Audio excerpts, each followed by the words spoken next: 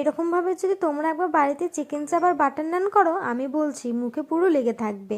তো আজকে অরিজিতের জন্মদিনে সমস্ত রান্নাই তোমাদের সাথে শেয়ার করেছি, শুধু বাদ আছে রাতে চিকেন চাপ আর বাটার নান। তো এখানে আমি চিকেনের মধ্যে দিয়ে দিয়েছি টক দই, এখানে দিলাম পরিমাণ মতো নুন, আদা রসুন জিরে শুকনো লঙ্কা বাটা দিয়েছি।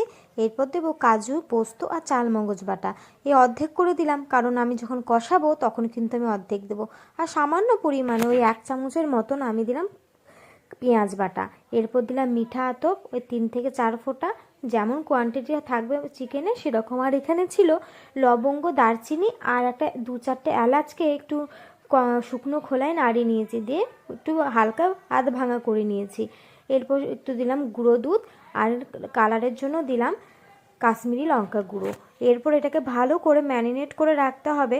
তোমরা আধ ঘন্টাও রাখতে পারো, বা তোমরা সারা রাতও রাখতে পারো, অথবা 4-5 ঘন্টা রাখতে পারো।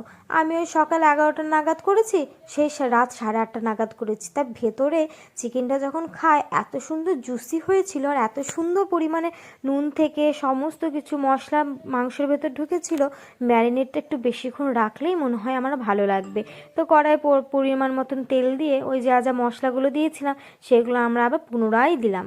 সেগুলো দিয়ে এক এক করে নাড়ালাম, একটু দইটা একটু বেশি করে দিয়ে এখানে অ্যাড করেছি শুধু পেঁয়াজটাকে ভেজে নিয়ে বেটেছি, মানে বেরেস্তা করেছিলাম আগের দিন, তো বেরেস্তা করার পর আমি সেটাকে বেটে নিয়েছি। চিকেন চাপে কিন্তু এটা লাগবেই, মাস্ট। আর চিকেন চাপ যদি দোকানের মতন খেতে চাও, রেস্টুরেন্টের মতন খেতে চাও, তো এই যা যা আমি উপকরণ দিয়েছি তোমাদেরকে কিন্তু প্রত্যেকটা কিন্তু দিতে হবে, একটাও কিন্তু স্কিপ করা যাবে না। যে ভেজে রাখা সে মশলাটা ছিল এলাচের, সেটাও কিন্তু আমি দিয়ে দিলাম, তবেই কিন্তু তোমার চিকেন চাপ লাগবে। তাছাড়া কিন্তু চিকেন চাপটা টেস্টে অন্যরকম হবে। তো চিকেনটা অনেকক্ষণ ধরে কষানোর পর পরিমাণ মতন জল দিয়ে গ্রেভিটাকে থকথকে করে নিতে হবে। তারপরে বাস রেডি এবার চিকেন চাপ। এরপর করবো বাটার নান। তো বাটার নানের জন্য আমি এখানে ময়দা নিয়েছি পরিমাণ মতন, তো আর নিয়েছি ইস্ট ছাড়া কিন্তু কখনোই বাটার নান হবে না। এখানে ইনো দেওয়া যায়, কিন্তু ইনো দিলে কেমন হবে সেটা আমি বলতে পারছি না। তো এখানে খাবার সোডা আর পরিমাণ মতন নুন নিয়ে হালকা গরম জল নিয়ে ভালো করে ডোটা মেখে নেব। ডোটা মেখে রাখার পর অনেকক্ষণ রাখতে হবে।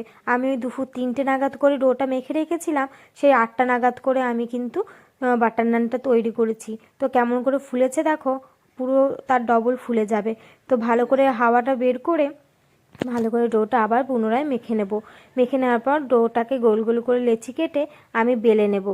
তো ভালো করে কিন্তু মাখতে হবে যেন ভেতরে কোনো হাওয়া প্রবেশ না করে বা হাওয়া না থাকে। তো ভালো করে বেলে নেওয়ার পর তোমরা এখানে যদি গার্লিক বাটার নান করতে চাও, তোমরা এখানে রসুন কুচিটা দিতে পারো। তারপরে কিন্তু ধনে পাতাটাও কুচিটা উপরে দিয়ে আর একবার বেলে নিতে হবে, যাতে এটার সাথে এটা অ্যাডজাস্ট হয়ে যায়, যাতে উঠে না চলে আসে ভাজার সময়। তো শুকনো কড়াইতে আমি এই বাটার নানের যে লেচিটা আমি দিয়ে দিলাম। এরপর ঢেকে দেওয়ার পর দেখো অল্প অল্প করে ফুলে আসছে। এরপর আরেকবার এটা উল্টে দেওয়ার পর ওপর থেকে একটু আবার উল্টে দিয়ে ওপর থেকে একটু বাটারটা দিয়ে দিতে হবে। তো বাটার দেওয়ার পর রেডি হয়ে গেল। এত সুন্দর নরম আর নরম তুলতুলে হয়েছে, তোমাদেরকে বলে বোঝাতে পারবো না। সে ভিডিওটা আমি তোমাদেরকে দেখাতে পারিনি, কারণ এত তাড়াহুড়ো আমি একটা ফটোও তুলতে পারিনি। কেমন হয়েছে সেটা জানিও।